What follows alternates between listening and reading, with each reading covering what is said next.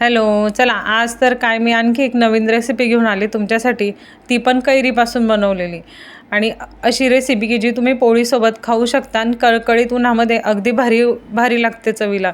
बघा, हातात कैरी आली आणि मी मस्तपैकी तिचा साल काढून घेतलेला आहे. तुम्हीसुद्धा अशा पद्धतीने साल काढून घ्या आणि हव्या त्या आकारामध्ये कैरी कट करून घ्या आणि अशा पद्धतीने कट करा की जेणेकरून ती लवकर शिजेल. आणि जाड बुडाचं पातेलं घ्या, पण स्टीलचं घ्या. कढई घ्या, पातेलं घ्या, त्यामध्ये मस्तपैकी कैरी थोडंसं पाणी घालून मस्तपैकी शिजवून घ्यायची आहे. आणि बघा, मी अशा पद्धतीने सगळी कैरी कट करून घेतलेली आहे.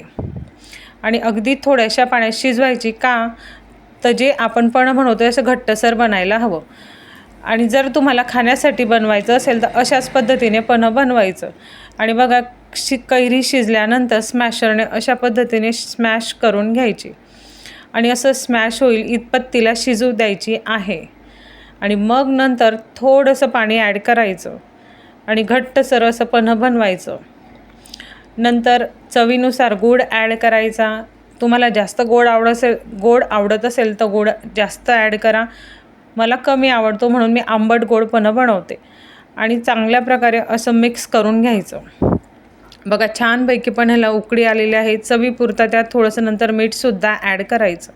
आणि नंतर काय तर तडका पॅन घ्यायचं, मस्त गावरानी तूप घालायचं आणि तूप चांगलं कळकळीत तापल्यानंतर त्यात घालायचं जिरं. आणि मग जिरं घालायचं आणि मस्तपैकी या पण ह्याला जिऱ्याचा तडका द्यायचा. अशा पद्धतीने तडक्याचा आवाज आला पाहिजे असा जिऱ्याचा तडका द्यायचा आणि मस्तपैकी असं घट्टसरपण प्रिपेअर झालं. आवडली असेल रेसिपी तर लाईक, शेअर अँड सबस्क्राईब. पुन्हा भेटू पुढच्या व्हिडिओमध्ये. तोपर्यंत श्री स्वामी समर्थ. बाय.